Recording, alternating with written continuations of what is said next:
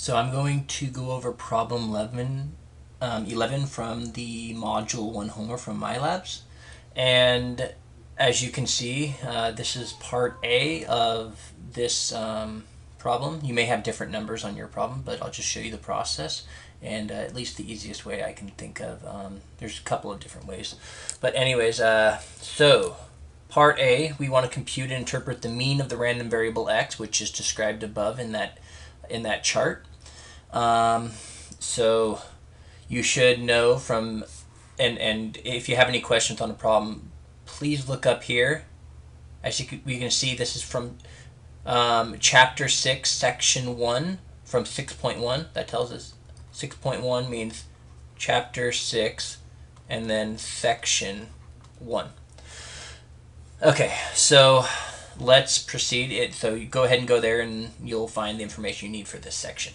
And you'll notice in section 6.1 they'll mention that mu of x is equal to the summation of x times p of x. Okay? So the easiest way that I know of to solve this, at least the best way that I can show you to solve this right now, is using Excel. Another way of doing this, just to let you know, is they mention this at the end of section 6.1. They show you how to use this to approach this problem using a TI calculator, TI 83 or 84. At the end of section 6.1, I don't know what page that is, but they tell you step by step of how you can solve this with using stat and edit and L1 and L2, and then you go through a process. Anyways, you can try that. It's not too hard. But I'm going to show you with Excel using this specific equation right here. Now, I'll pull this up. I already have the data. As you can see, I'll just show you really quickly. You can compare this chart with the information. Well, as you can see right here, it's the same data. This is how I organized it vertically instead of horizontally. Now, I'm going to use that equation, the summation of x times p of x, and before we sum, we need to multiply x times p of x. So let's go ahead and do that right now. X times p of x. That's what this column would represent. So that's equal to times,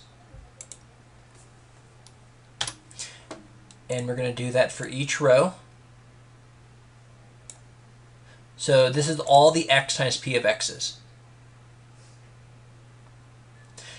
And then we want to, as it says right here, sum up all the x times p of x's.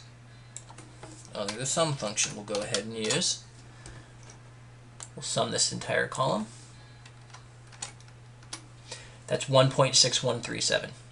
And there we go. There's mu. That is our first value that we wanted to derive. So this is the, I'll just say right here, the mean, mu. Greek letter mu. Okay, make that a little bigger, and we're gonna move on to the next part of this problem, and that is, I'll pull it up right here.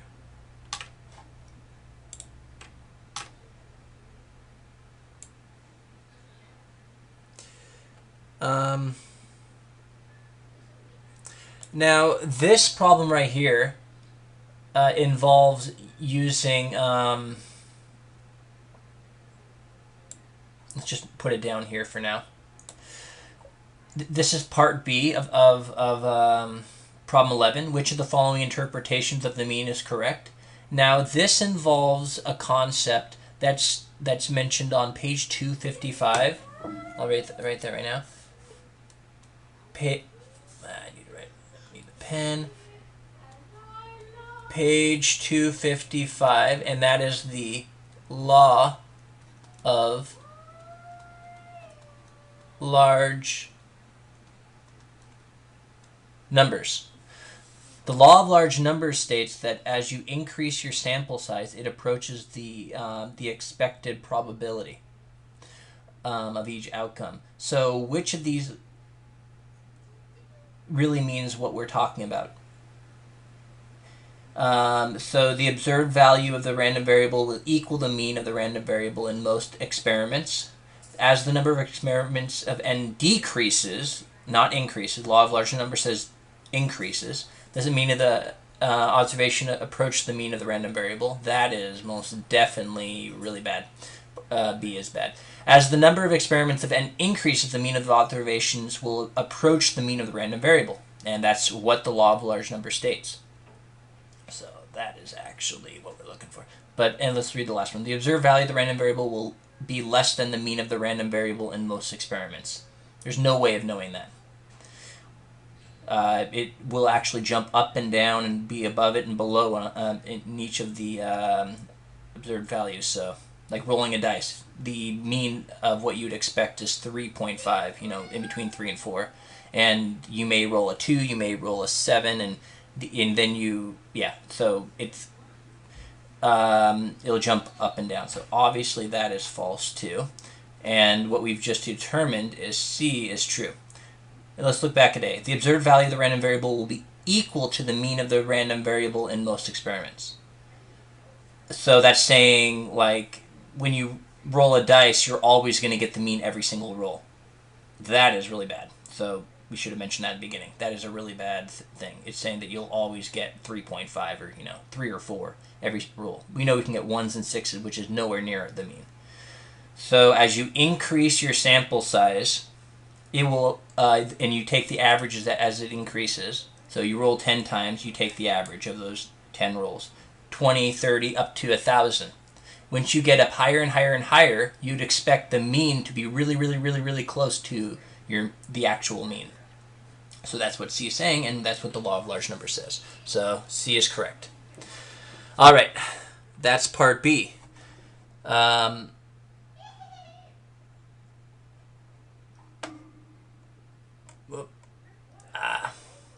losing my spot on this screen. Let's go back.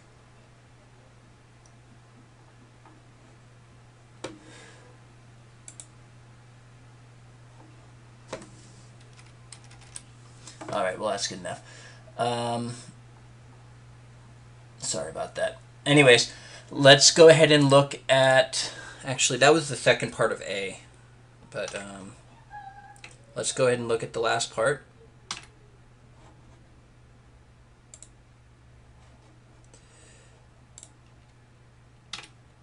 And that is... let's just put this up at the top here, up in this corner. Sorry about that. So compute the standard deviation of the random variable of x. And we know the standard deviation is, and I'll write it right here, standard deviation is equal to, and they mention this in the book, the summation of x minus mu sub x, which we've already solved for, squared times p of x. Okay, so we're going to go ahead and solve that. Keep this equation in mind, and we're going to do this on Excel too, and it's pretty easy to do on Excel. And again, the instructions explaining how to do it on your calculator is also explained in the book. So let's look back at this. All right, and we can actually fit it so you can see the equation, and that's convenient. All right, so let's see here. We want x minus, I'll just say mean squared times p of x. That's what we're going to solve right now. So that would be equivalent to x value. We'd want a parenthesis before that. Let's put that in there. Minus our mean, which we've just solved down here. Square that value. and then multiply that by the probability of x. And there we go. We found it for the first value. We want to do the same thing. Oh, and we want it to stick.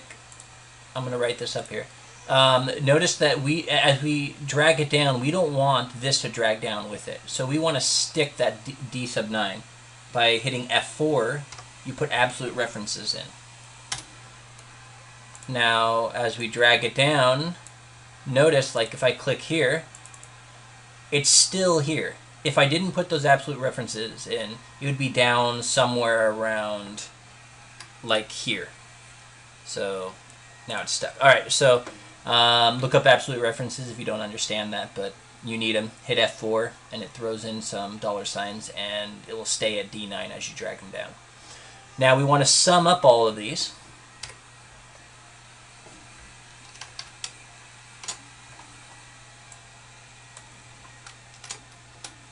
And there we go. Notice that oh, I did forget. Sorry, this is actually, we actually want to take the square root of this. We're not done yet. We want to take the square root of that, and we still have one more step.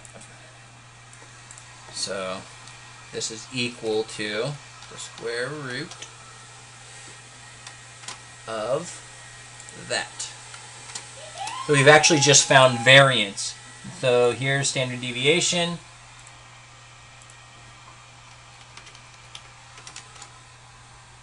And that's sigma.